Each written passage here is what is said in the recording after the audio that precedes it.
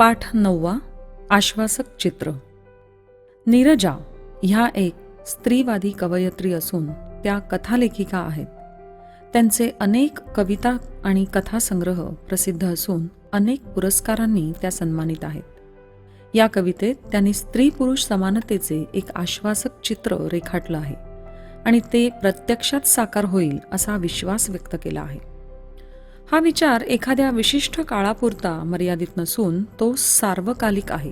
म्हणजे याचा अर्थ कालच्या आणि आजच्या आणि उद्याच्या पिढीला पण तो लागू आहे. स्त्री पुरुष समानतेचे मूल्य रुजवणारी अशी चिंतनशील कविता आहे. आजची मुलं ही उद्याची भावी पिढी आहे आणि म्हणूनच या कवितेत चित्रित केलेले स्त्री पुरुष समानतेचं मूल्य तुमच्यात संक्रमित व्हावं, रुजावं म्हणून ही कविता तुमच्या पाठ्यपुस्तकात आहे. कवितेच्या पहिल्या 6 ओळी पहा. खेळात सुद्धा मुलगी भातुकली खेळते आहे. संसारात दिलेली जबाबदारी पाळत आहे. या खेळात सुद्धा मुलीला घर, चूल आणि मूल सांभाळणं क्रमप्राप्त आहे. इवल्याच्या खांद्यावर केवढं ते ओझं. तिच्यातही आहेत ते लहान मूल, खेळायची, बागडायची इच्छा, आपल्यातील वेगळं कसब दाखवायची इच्छा. मुली किंवा स्त्रिया पहा चतुरस्त्र असतात. म्हणजेच कॉम्प्युटर किंवा मोबाईलच्या भाषेत ज्याला आपण मल्टीटास्किंग म्हणतो तसं. गावातील परिस्थिती पहा. ती जी मोठी ताई असते ना घरातली, ती धाकटी भावंड सांभाळते, झाडलोट करते. झालंच तर आई रानातून यायच्या आत तिच्यासाठी चहा करते. थोडक्यात काय, घर आणि मूल सांभाळणं तिच्यावर लहानपणापासून जबाबदारी पडलेली असते.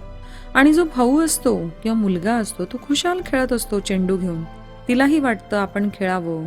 मुलगा तिला आपलं कसब दाखवतो आणि मुलगी चेंडू मागते तेव्हा तो म्हणतो, तू स्वयंपाक कर, जणू ते तुझं कामच आहे. ती म्हणते की मी दोन्ही करू शकते आणि करून दाखवतेही. मुलगा चकित होतो. तुम्ही आपल्या आजूबाजूला पहा, किती स्त्रिया घर सांभाळतात आणि ते सांभाळत बाहेर नोकरीनिमित्त कर्तृत्वही गाजवतात. अनेक स्त्रियांना त्यामुळे तारेवरची कसरत करावी लागते. पण किती पुरुष घरातील जबाबदारी सांभाळताना दिसतात? फार थोडे, नाही का? हेच चित्र बदलायची गरज आहे. मुलगी काय म्हणते पहा, मी दोन्ही करू शकते, तू करशील का? मुलीला चेंडू झेलताना पाहून मुलगा आश्चर्यचकित होतो आणि मग मुलगी त्याला म्हणते, आता तू. तो बाहुलीला मांडीत घेऊन बसतो आणि मग शोधतो भाजी करता पातेलं. हळूहळू त्यानेही शिकलं पाहिजे कसब, की कसब दाखवताना घर सांभाळणं, घरच्या बाईचे, आईचे, बहिणीचे प्रॉब्लेम समजून घेणं, किमान पक्षी स्वावलंबी बनून त्यांना सहकार्य करणं.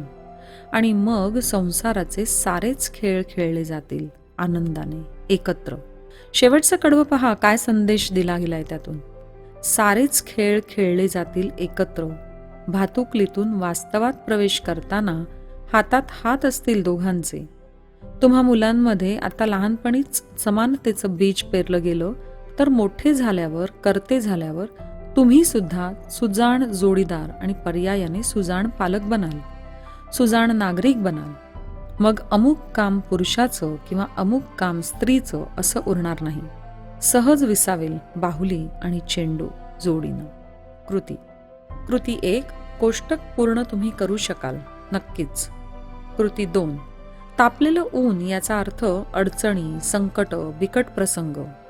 आश्वासक चित्र म्हणजे आशावाद, विश्वास, खात्री, नवीन घडलेला समाज जिथे स्त्री पुरुष समानता आहे. कृती 3. या तुम्हाला सहज मिळतील कवितेत. कृती 4. काय आशावाद आहे कळलं का तुम्हाला? स्त्री पुरुष समानता असलेला भावी समाजाचा आशावाद, जिथे स्त्रीला एक माणूस म्हणून, एक कर्तबगार व्यक्ती म्हणून वागवलं जाईल. तिचा सन्मान आणि तिच्या राबण्याची किंमत समजून घेतली जाईल. याचा समानता म्हणजे पुरुषांवर वर्चस्व किंवा त्यांच्यावर अन्याय असं नाहीये बरं का. कृती 5. समानता. मी करू शकतो का माझी बहीण जे करू शकते ते? किंवा आपण करून बघूया जमतंय का? निदान तयारी तरी दाखवूया. आत्मविश्वास. आशावाद. कृती 6. काव्यसौंदर्य. काव्यसौंदर्य. आयुष्यभर ते म्हणजे स्त्री आणि पुरुष एकमेकांच्या सहाय्याने सहअनुभूतीने एकमेकांना समजून ते वागतील. कामं आणि जबाबदाऱ्या वाटून घेतील, मग ते भाऊ बहीण असोत, मित्रमैत्रीण असोत किंवा नवरा बायको असोत. आत्मविश्वास आणि एकाच वेळेस अनेक व्यवधानं सांभाळण्याचं कसब. स्त्री आणि पुरुष. सहकार्य, समजूतदारपणा, कामाची विभागणी, जबाबदारी या सगळ्याच्या अनुषंगाने उत्तर लिहा. तुमचे अनुभव तुम्ही तुमच्या घरात काय पाहता, शेजारी काय पाहता आणि त्यातून तुम्हाला काय वाटतं ते शब्दांमध्ये मांडा.